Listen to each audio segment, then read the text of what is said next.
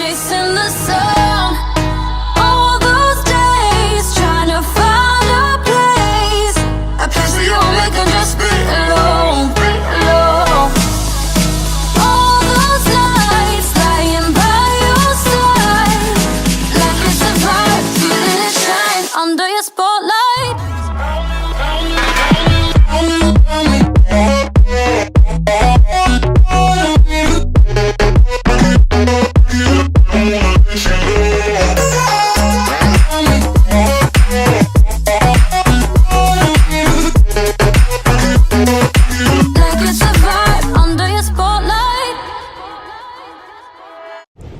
Good morning. I'm on my way to the doctor for my IUI. This will be my 5th IUI. As you guys saw last time, our IVF cycle got canceled because I didn't create enough follicles. But they had me continue with the medication and go in 2 days ago for an ultrasound. By then I had a little bit more follicles, but it was still good for an IUI. And so we definitely saw that they were starting to grow though, so maybe this doesn't work, we'll try IVF again. That's kind of what our doctor said. We talked to her on Monday, and so she said she's hopeful for this. She thinks that this IUI could really work, but if not, then we'll try a different protocol for IVF. So I'm just going in, and I'll let you guys know how it goes. IUI is all done. I am in my car now, back at work. Well, I'm about to go back into work, picked up some lunch, so get to go right back to it. The procedure went really well. It was easy, and we'll see how it went in 2 weeks. We get to do a test, and if it is positive, then we call the doctor to go in for blood work, and if it's negative, then we meet with the doctor again and go over next steps for possibly another IVF, depending on what the doctor says, and adjusting protocol and all of that. So we carry on.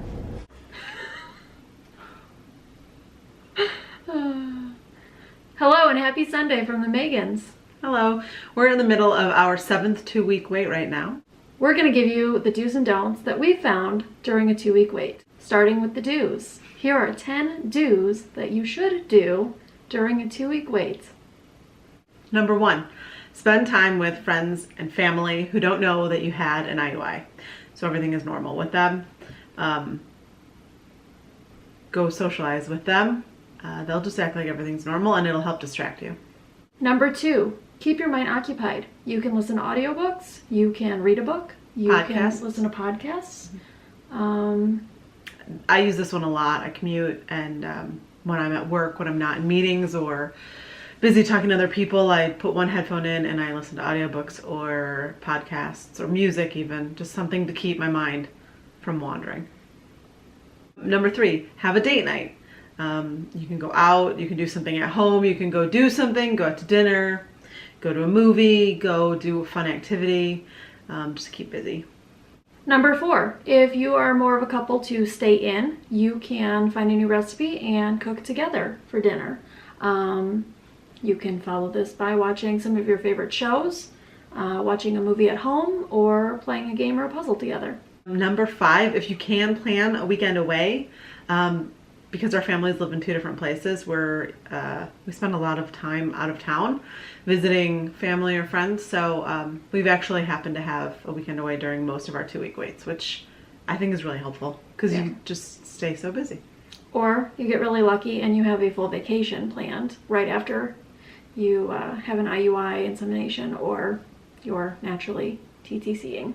Which is what happened to us on our first IUI, and it was great. We were off seeing a whole bunch of things, and we thought about it, especially because it was our first one, but it was really good to be distracted. Yeah. Number 6, go to Target. You can easily get lost and spend many hours not thinking about your 2-week wait and spending all of your money on things you don't need. Or just walk around, think about things you'd like, maybe put them in the cart, maybe put them back.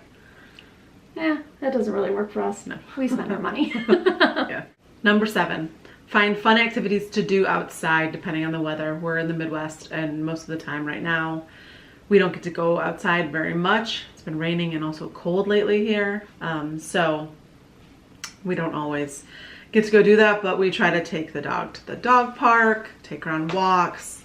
In the summer, you know, we'll go on hikes or bike rides, go do some sporting activity outside.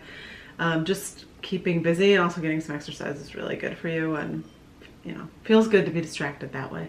Yeah. Number 8, go see a movie. See what's playing in the theaters and have a little date night that's out of the house and something that is occupying your mind. Number 9, sleep in on the weekends. I'm really bad at this. I get up really early for work every day and I'm just a morning person. But on the weekends during a 2-week wait and anytime I have time, I try to not set an alarm and just sleep. Now that for me is like 8:30, maybe 9 o'clock if I'm really lucky. But Jill can sleep in a lot later than that. Yeah, I have no problem with that. I will sleep in gladly every weekend that I can. But we say do this, especially during your 2-week wait, because it reminds you how much sleep you can get since you don't have kids yet. Yeah. Or if you do, they're not. Or if you do, then I'm sorry.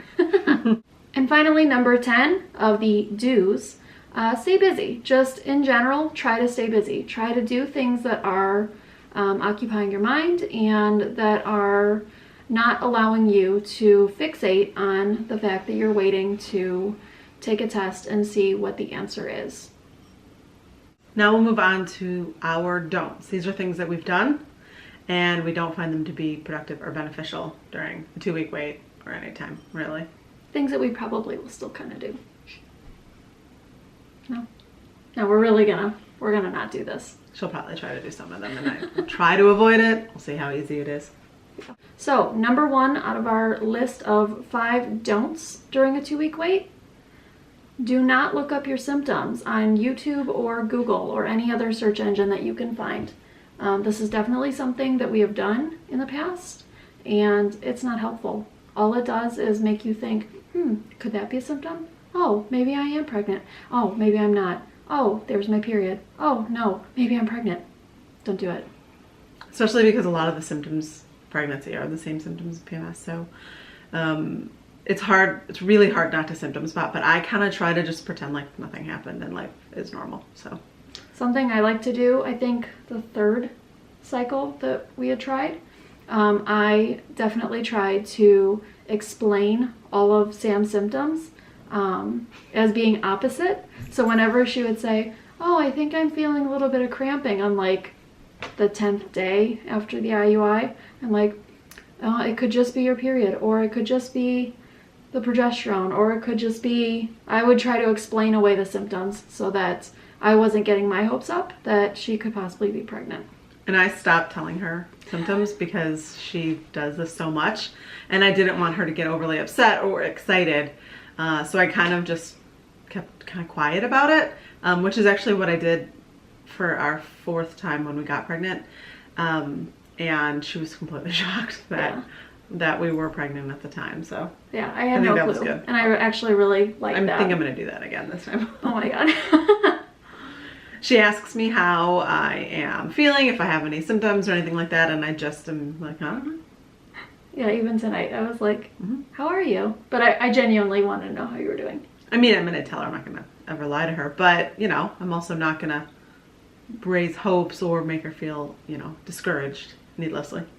Just going to wait and see, really. Yeah, so you shouldn't do it either. Don't symptom spot. Number 2, eat certain foods trying to help with implantation. As we were told by a doctor, there's no scientific proof that any of that helps, and in fact it can make you sick, which then you think maybe it's a symptom or maybe it's not. So it actually just makes things worse. Just take care of yourself, take your vitamins, eat healthy, wholesome food, and enjoy life. But don't eat the center of a pineapple or red leaf raspberry tea. Yeah, don't do that. It doesn't help, and I think doing that just keeps your expectations really high. Yeah, definitely. This is a hard one for me. I always wanted you to eat exactly what I thought would implant, but no. Number 3, this is a hard one for me. Do not window shop for baby things. In the past, we have browsed around Bye Bye Baby or Babies R Us before it closed, or even online sending each other, oh, I like this stroller, oh, I like this crib. We don't have a baby yet. We don't have a baby on the way, and there's no reason to be getting our hopes up for the future. So try to save that for when you do have a baby on the way, and you are ready to start window shopping for baby items. Yeah, you've got, typically 9 months. If you find out right away, so it's plenty of time to do all of that. Save some things for later. Yep. Number 4, ask your significant other about names that you guys like for babies. Being 2 women, it's really easy to daydream about the future, and obviously a lot of us have had names in mind since we were 5. So it's normal to talk about it, but I think kind of just keep it as a someday, one day, and don't make it a point to bring it up all the time during your wait, because it just, I think, can make it more agonizing to wait. Definitely. And number 5, definitely do not test early. If you test and you get a faint positive, you're going to think, oh my God, I might be pregnant, but I have to wait and I have to test again. If you don't get any positive, then you're going to be discouraged and you're going to be upset, and you're just setting yourself up for disappointment. I mean, they tell you to wait 2 weeks from either the trigger shot or from the day of IUI, and it's best to actually do that. But if you wait 10 days or something like that, that's a lot better. Don't start testing a week, 8 days, 9 days. Like, that's just it's too early. You have to give time for HCG to build in your system, and also if you get a positive or a negative, you're going to doubt it because it was early. So what's the point in doing it? Yep. So that is our list of 10 do's and 5 don'ts during 2-week waits. I hope that was helpful. I hope that you enjoyed this video. Let us know if you are going through or have gone through a 2-week wait, what you did and didn't do, or what you did and what you wish you hadn't done. Let us know what is the best do's and don'ts that you found. If you like this video, like it. If you are going to leave us a comment, leave it down below, or follow us on our Instagram, which is Making Maygan, and we hope to hear from you. Have a good week. Have a good week. Bye. Bye.